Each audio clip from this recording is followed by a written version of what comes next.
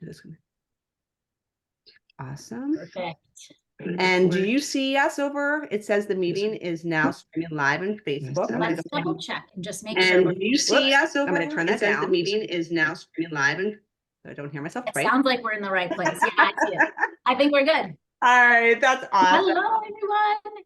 All right, I'm going to kick us off. We are so excited to be here. I feel like this is something we have been talking about doing for so long now, and we finally came together, and here we are. We're very excited. So a lot of you I know are at work. You're going to be catching the replay. We have conversations in the works for maybe a future one happening at a different time of day for all of you who are working. We really so Karen, Tracy, and Tracy's been doing this hormone health stuff for years, preaching, and she's probably like, finally, these ladies are catching on.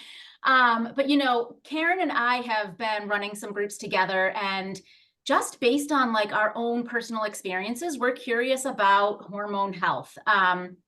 I'm 44. I'm like, I've got to be in perimenopause, right? Like no one really talks about it. And I feel like now it's coming to light now more so than it ever did in the past. But up until a couple of years ago, probably Tracy, I probably heard it from you first, but I had never even heard the word. I didn't even know it was a thing. So Karen and I were like, we got to put a group together. We'll see if we can pull Tracy in because she's our expert. And we just wanted to bring this to all of you because this is something all of us are going through, are going to go through, have maybe already gone through, and you're like, well, this makes sense now. And you know, Karen and I are not the experts. Karen has some experience with like syncing workouts with your cycle, and we can talk a little more about that. I don't know if today, but maybe down the road if you guys are interested. Tracy does one-on-one coaching separate from her body business with women on gut and hormone health. So she is an excellent resource. And I'm just here because I'm curious and I love learning new things, and it's pertinent to where I am in my own life, age, season of life. So I don't know if do we need to do like intro stuff? I don't know. Or did I kind of just cover it? What do you guys think? Whatever we want to do, or jump into questions. So we want to keep this to about a half of an hour. And Alana, I appreciate you just jumping into it. I think you did a great intro. Unless Tracy, you want to add a little bit about your background? No? Okay.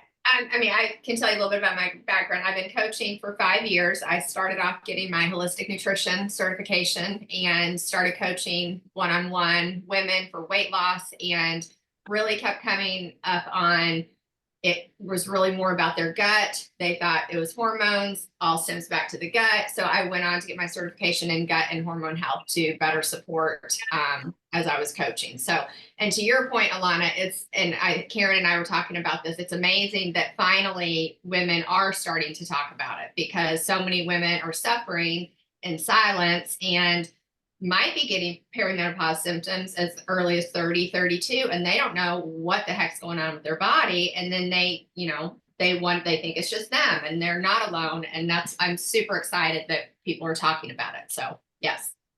Absolutely agree. I'm so very excited. And I think that it's just a great time to just put on your, I want to learn hat, right? And then just jump in, get curious, and just build from there. So one thing I didn't mention too, and we had talked about this before we came into this call, obviously Tracy has the most experience of any of us on this topic, but none of us are doctors. We are not professional doctors. We're not giving any medical advice. We're just sharing from our experiences.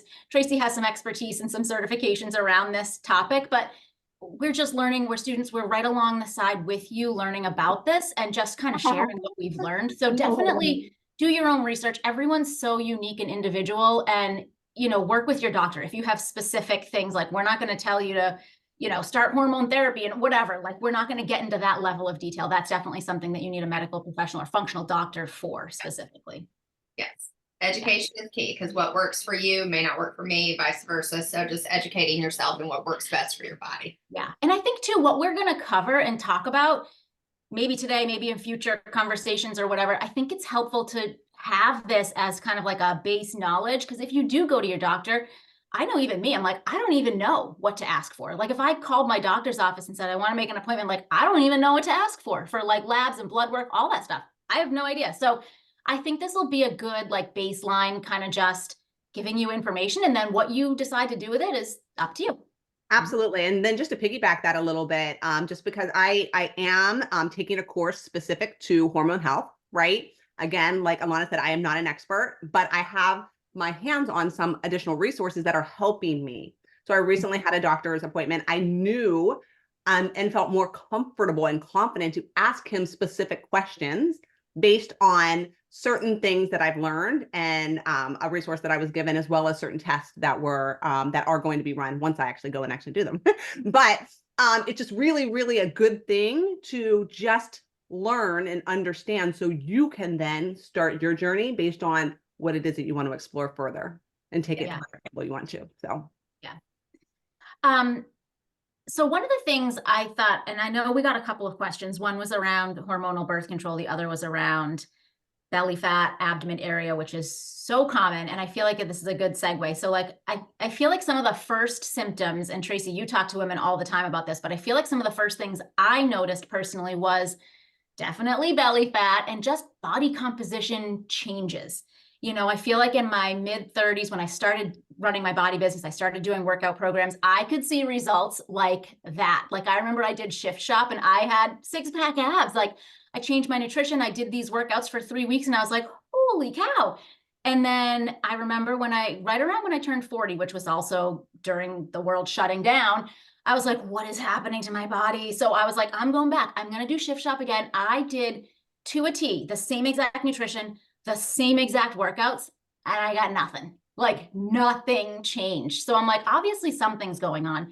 And then I just noticed changes with my cycle, not even irregularity, but like my boobs were killing me. Like I was 16 again. Like, no, I don't think there's too much information for this, but just like heavy flow. I was like, what is happening here? So I think all of those things are things that I was like, something's changing inside. Like if I'm changing the external things back to what they used to be and they're not doing the same stuff, like something's changing inside. So I don't know if there's other symptoms and stuff to be on the lookout for people to say like, okay, I am in perimenopause or this is happening. And I think, and just to piggyback that, Alana, I think that we naturally think, oh, it's something I'm doing wrong, or I need to eat less, and I need to work out harder. Like we take it personal. But actually, it's just maybe you need additional supplementation. Maybe you need to change the way you're working out. Maybe you need to make sure you focus on nutrition around protein or what have you, right? So I think that, I mean, all of what you just shared, I love that you did that because I feel like a lot of people are in that one way, shape, or form, you know, on their journey where they get to the point where they're just like, what is going on? Like, what is going on? And they do take it personal, but it doesn't necessarily have to be a personal reflection on what you aren't doing, but your body and the hormones are doing different things and you need to respond differently to that, right? Yeah. And Tracy, am I right? Like from what I've learned, I feel like when women tend to not get those results, and like Karen said, they start working out harder, they're, you know, killing themselves with cardio and HIIT classes and spin classes and high intensity, and they eat less, that's obviously more taxing on their bodies and they're having an opposite effect. Right. And that's what we were taught growing up, right? I mean, that's how we approached health. You wanted to lose weight, you ate less and you moved more. And you know, it just doesn't, and you are a prime example of sharing that, Alana, is what you used to do. It doesn't work anymore, but it doesn't mean that there's not something out there that does work. You just have to pivot and listen to your body. And it's, you know, I think more oftentimes than not, I get more women, and I experience this going through perimenopause, with extreme anxiety and hot flashes. I have not gotten to the hot flash stage yet, but I'm embracing myself and trying to prepare for it. But it's anxiety ridden, and people will get it in their mid 30s, early 40s. And then they go to their doctor and they, to y'all's what we've been talking about, don't know what to ask, don't know that this is a symptom of perimenopause and your hormones shifting. And they go get on an antidepressant, you know, and that kind of thing. And then that just kind of snowballs into other things. And then, you know, typically as you age too, a lot of people will go and move more, eat less, but a lot of women will eat less and they start to get tired as they're getting older, and then they don't know what's going on and they're confused, and then they move less, which requires your body to not need as many calories. So then that kind of shift happens, and then here comes the weight gain. So there's a lot of different scenarios going on there that if you can pack yourself with the knowledge can be extremely helpful. Yeah. So I don't know how much we want to talk. I know one of the questions that came in about hormonal birth control. I mean, I've heard all kinds of stuff. I personally was on it from probably 16, 17, just to like help with regularity. I mean, at the time we thought it was to help with regularity of my cycle, like skin, all that stuff. I was on it for probably 10 years until I was married for a couple of years and we were like, let's start trying to have babies.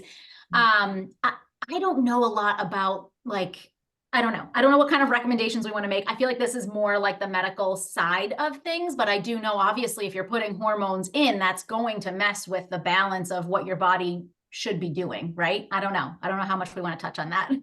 Yeah, I mean, for sure, they need to speak with their doctor, and Yeah. obviously they know their whole health history and any risks that they have and things of that nature. But it just in my experience in speaking to women that have been on birth control well into their 50s, you've got to understand with your body, your estrogen is declining at a rapid rate after the age of 45, and you're putting that into your body, and then you end up with estrogen dominance because your progesterone is also declining.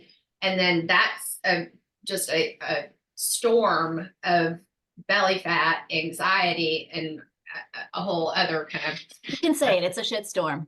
Yes, it is a shit storm. So that's why it's, unless you're on it for other medical reasons, it does not hurt to ask, can I come off of that? Can we look at something else? Can I try to, through nutrition, balance whatever they were trying to balance to begin with and being on that prescription. So yeah, definitely something. And I would say at that point, try a functional medicine doctor. If you're not getting the answers that you're getting through your MD, they were not trained to answer those kinds of questions. They were not trained to turn to nutrition to, help us negate some of these symptoms. So it doesn't hurt. They do an amazing job. Obviously we need them, but they are not women, focused, and we're not little men. So we need to go to someone that's going to better understand and run the appropriate tests to get to the root cause of why do you need to be on that prescription? And can you do something else? I love that you said that we're not mini men or little men, like we aren't. And I think a lot of the times that there's a little bit of a misconception that we are, even just based on how we exercise and certain studies that are done. It's a lot of the percentages, such as what I've learned, is small as far as including women in those studies. So I was shocked to learn that, actually. I don't remember which podcast I was listening to, but it was talking about how like 98% of all the research in fitness and nutrition is done on men, because women are so complex with our hormones that it's hard to do research on us and say like, eat this stuff and do these workouts and this will happen, because there's so much going on inside. So I was like, whoa, I never realized that. And I think it's also a really good point you mentioned as far as going to your doctor before, if in the event that you do embark on a functional doctor. I had a list of tests that I requested, just based on this course that I'm taking that was suggested, and he was able to give me all of the scripts or whatever that I need to in order to get it done, except for a couple that would be something that I would have to pursue on my own. It was out of his realm. And so your doctor could be and should be willing to work with you based on where you are. If not, then maybe you can kind of pivot and think about that, reflect on where you are as far as your relationship with your doctor. But mine was very willing within his capability as far as, how to work with me. And I think that that's a really good thing, though. Again, having confidence and realizing that there's not something wrong with you. You're just going through a different stage, and get curious. Just that curiosity. Yeah. It's awesome. And you don't get the answers that you're looking for, or if they try something and you get back at home and you still feel all of these things, or you have to listen to your own body, and your labs may come in as a normal, but they may not be optimal. And that's really where a functional medicine doctor is going to help you get to be optimized. And that's where you want to be. And a lot of doctors will look at, as you're going through the late stages of perimenopause, they won't even take blood work to look at your values, because we all know you're dried up. It's all gone, right? I mean, it's just not there anymore. They go based on how you feel, and if it's not working and you don't feel good, then let's do something to make you feel good. Because this is not the end of life. This should actually be an amazing chapter of your journey. So and our name to mentality. Tracy, the fact that you just said that, like, that's not the end of life. I was going to say, so I'm just a year out postpartum after, but like a late age pregnancy. So I'm 39, but every time I go to my doctor, they're like, well, you're just postpartum or your heavy periods are this, you've had a baby, you were breastfeeding. And I'm like, I haven't breastfed in 4 years, 3.5 years. Like the periods are not because of breastfeeding anymore. Like there's so much like brush off, or it's just like, oh, or go get the pellet, the hormone replacement therapy. And I just feel like so many people are just pushing those things. And I'm like, but there's got to be something else that I can do. When I was pregnant with Amelia, they pumped me full of progesterone shots that I ended up getting gestational diabetes from the excess progesterone. Mhm. And now it's just like this snowball of like imbalance in hormones for Right. years now. Yeah. Yeah. And that's frustrating. That's extremely frustrating.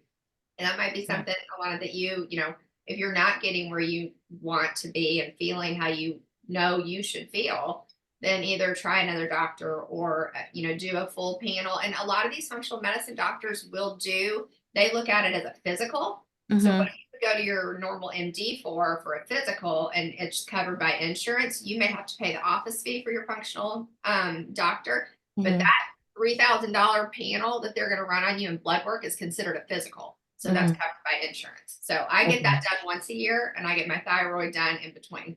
Mhm. So that And might then be just something you might want to look at. and then like based on how you feel, is that kind of how you're kind of targeting like your gut health and your nutrition, like putting, what you're getting back from your blood work and kind of putting it in there?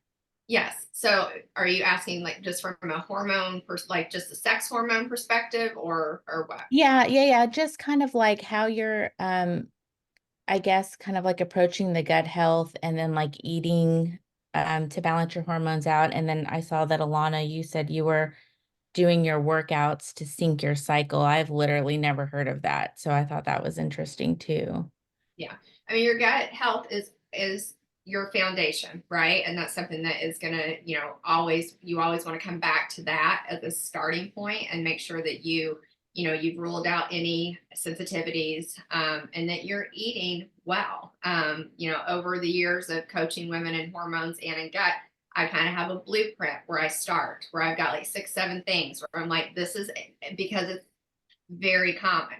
You start introducing more fiber, phytoestrogens, antioxidants, you're going to have great results from that. You're going to feel better. If you get blood work and like right now, I know my estrogen is starting to really decline. So I'm focusing on foods that mimic estrogen is it going to replace it completely? No, but it will help with those symptoms, with those hot flashes, with the anxiety, things of that nature.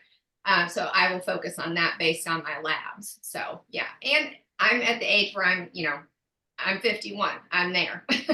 So I know that this is this is how I need to eat long term, right? Mhm.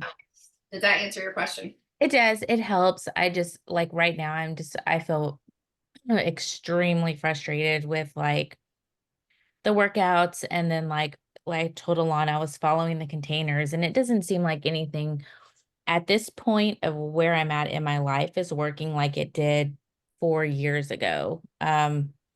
My body has just been through a lot. My husband's like, oh, just give yourself time. It's been through a lot of trauma. And I'm like, yeah, but if I'm doing the same thing, it's not working. It's not going to work a year from now, 2 years from now. Like I have to figure something out because it's just inflammation and bloating and swelling and And your fatigue. husband's a smart man to say that might all stem from the trauma. Your body has been through a lot the last couple of years. So that might be something, that you need time to heal. And that may go back to, where Alana and Karen talk about this, syncing their workouts with their cycles. Mhm. That might be something that, will help with the inflammation and things of that nature, in addition to your nutrition.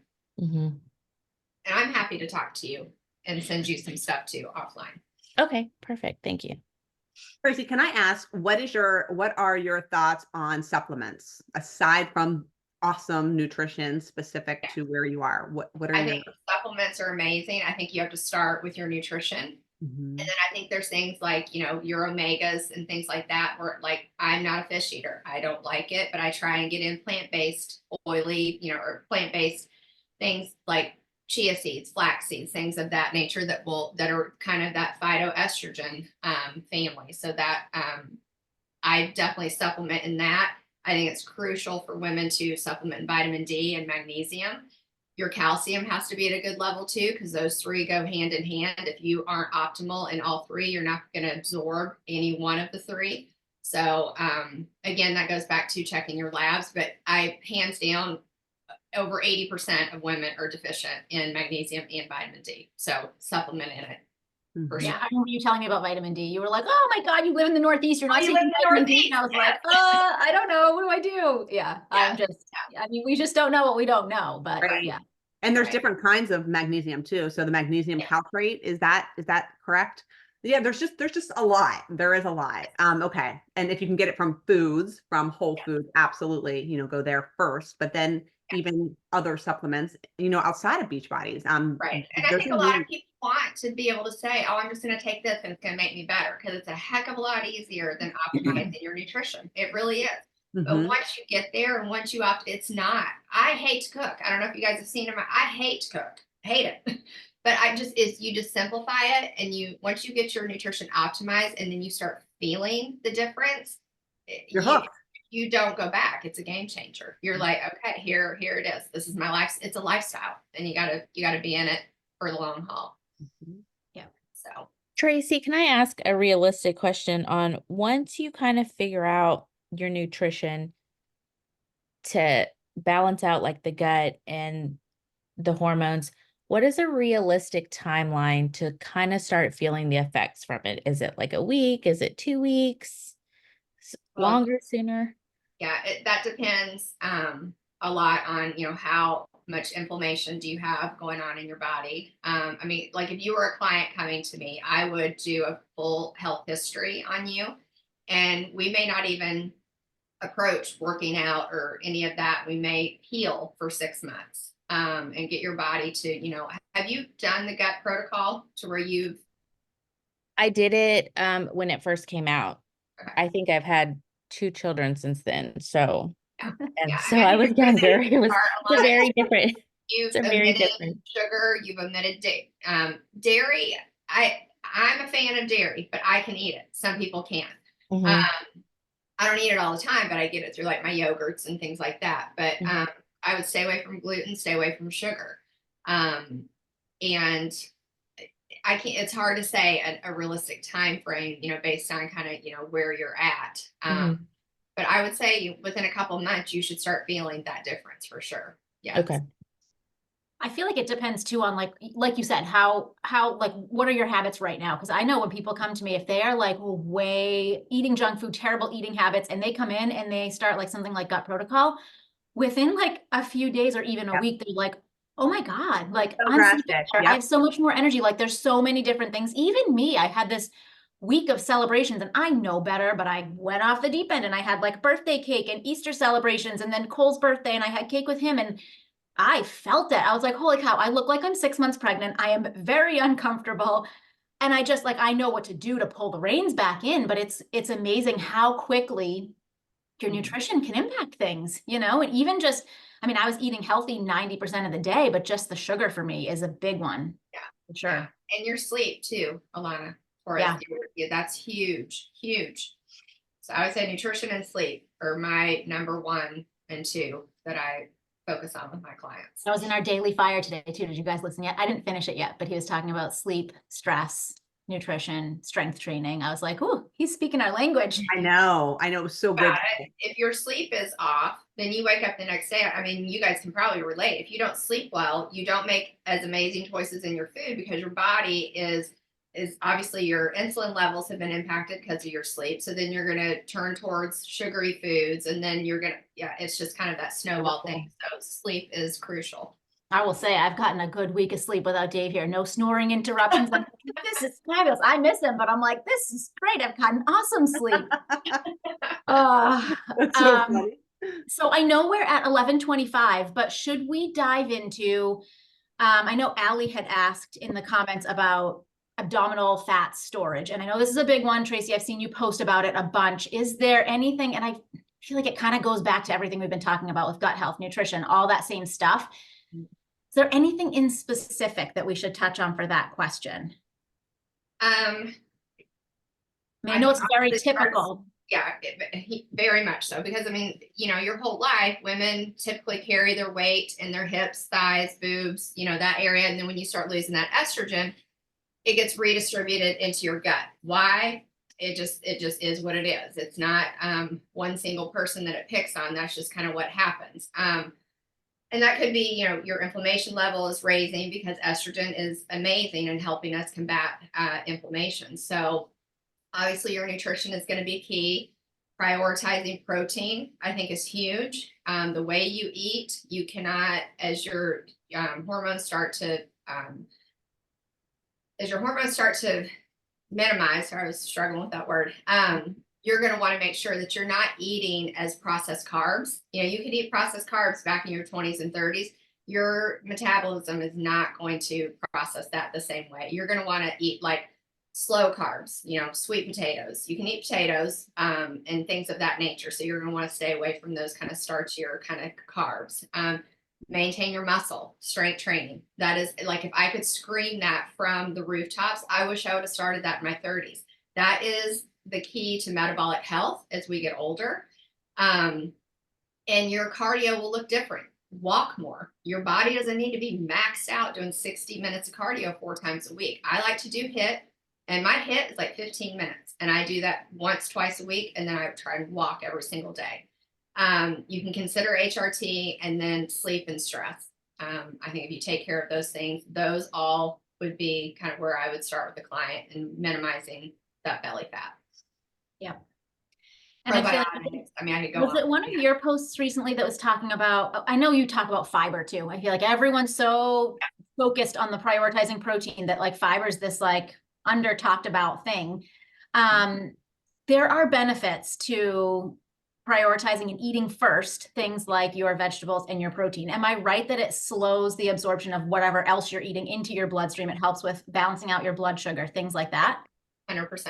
Yeah. Yeah. It does. Yes. And then you want to, in terms of your daily fiber, I mean, I think on average women get like, I want to say it's like 15 to 18 grams of fiber a day. You're going to want to aim for 35.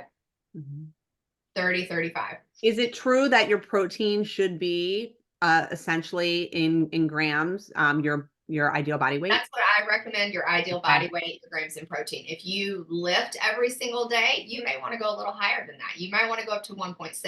I think a lot of women aren't getting enough protein. And I think a lot of inflammation's going on from nutrition, just dairy alone. Yeah. Like, you know what I mean? And so Alana, you had mentioned, is it Elena or Alana? Alana. Or both, Alana. Yeah, okay. Yeah. Just making sure.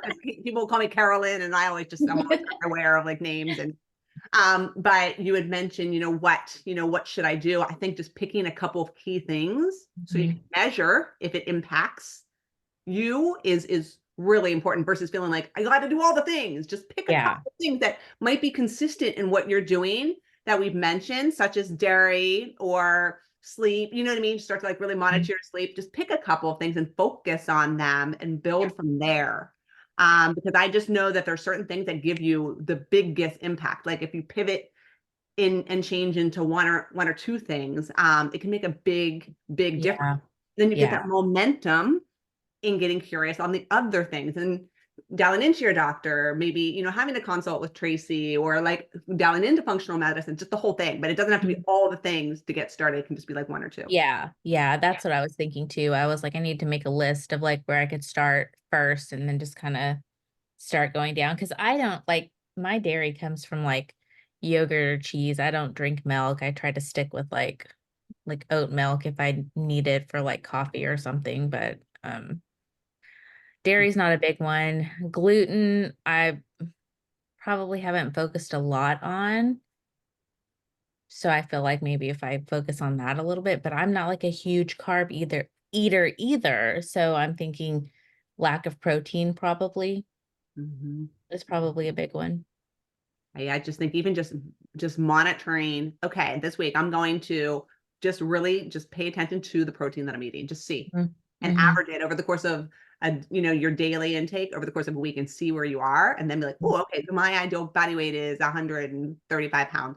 I am supposed to be getting 135 grams of protein a day, then kind of just pivoting into that, just like starting there. I don't know Tracy or a lot of you guys would agree to that or add on that. But I just feel like just starting, like take an actionable, take something that you can just get into action even today. You know, because when you get that, when you have that control, then you feel like, okay, I can do this, and then you get that momentum, and then you want to keep on going. Yeah, yeah. Yeah, I think a lot of women too, like when we were just talking about fiber and protein and under eating, I think so many are scared to eat more because we've got this thing ingrained in our head, like less calories equals weight loss. I've worked with women. Someone just came to me the other day and said she's on average eating 800 calories a day. And I was like, oh my gosh, you need so much more food. And she's like, but I'm scared to eat a lot more because I feel like I'm going to gain weight. And I'm like, especially if you're doing these hard workouts, like you need so many more calories than that. But it's like, we've got this stuck in our head that it needs to be less calories, eat less. And then we're just killing our metabolisms and it slows down to this like slug pace. And we wonder why our bodies aren't doing what we want them to do. Right. And it seems counterproductive, but we need more food and more fuel to like fire things back up and get it going. And it's just this message that we're working on getting out there, but people haven't just picked up on it completely yet. Yeah. So good. I'm trying to think if there's anything else that we wanted to touch on. I feel like this was good. Maybe after people see this, we could chat more about different questions or different topics. We touched a little bit on like labs and things like that, but maybe supplements. We've talked a little bit about that. I don't know if other people have questions about that, but I don't know. This was good. I appreciate it. I really appreciate you all joining. Whoops, Alana, so you're raising your hand. I have one more question about the fiber. Tracy, would you recommend if you're not hitting up to the 35, would you supplement with like a fiber supplement or just try to get it all in as much as you can in the whole foods? I try and get as much as I can through my whole foods, but realistically it happens. It doesn't happen, but you can't get it all in. I supplement with a just a powder that I'll throw in my shake or in my greens. I do that every day just to ensure that I'm hitting that 35, but I try and get as close as I can to that 30-ish mark through food. And if you're not getting anywhere near that, just go slow. Take a couple weeks, kind of increase that because you'll bloat, you'll feel gassy and uncomfortable and all of that. So yeah. Yeah, sometimes I'll even just like, I have like a little half of a tablespoon scooper in my flaxseed and I'll just like scoop it, you know what I mean? Or a lot I've seen you like just take a green shot, you know, like our green from Body. I just, because I, like you, Tracy, I'm not wanting to like spend all the time in the kitchen and make things beautiful. Like Alana, like I wish you were my chef. I know. I'm like, how quick can I get in and get out of here? You know what I mean? Funny. I don't love it all the time. Like I enjoy cooking, but it's still like a chore when you have to do it. You know what I mean? Like, I don't know. But yes, power greens are huge. Digestive boost. I know Sarah on our team swears by that. She's like this is amazing. When people come to me and they're like, I only poop once or twice a week. She's like, digestive boost. Like you need to be pooping every day. So that's an awesome supplement too, to boost up your fiber, but just, I mean, vegetables, right? Like I do power greens. If I know I'm not going to be having a ton of veggies, like if we're getting takeout pizza and I want to enjoy it with my family, I'm like, I'm just going to shoot down a quick little shot of power greens first. At least I know I've got something good in there first. Like that priority of getting it in there first makes such a difference. Or if you just cook extra veggies the night before with dinner and you grab a handful of leftover, whatever it is, and have that first, that makes a really big difference. It seems so simple, but you know, like going out for ice cream with your family, grab a handful of baby carrots and get those in there first. It's almost, I heard this analogy before. If you picture your stomach as like a kitchen sink and there's like a drain that everything goes down. If you can get that fiber in the vegetables or power greens or whatever in there first, it's like a filter, like a strainer, and everything else goes through so much slower. And that's what you want, is you don't want that spike in your blood sugar. So I love that. I'm such a visual person. That was a great analogy. I've never heard that. So thank you for sharing that. That's awesome. Yeah, that's a good, easy, quick takeaway that we can all do. Little baby carrots, veggies, power greens before you go out for ice cream with your family or have pizza. Absolutely. That's great. We appreciate it. Tracy, yes, thank you, Tracy, so much for your time. We will definitely plan some more of these throughout the month. And then we'll drop into the group and just kind of figure out what people want to talk more about, and we'll kind of take it from there. Awesome. Sounds good. Have a great rest of the day. Thank you, ladies. I appreciate it. Bye, guys.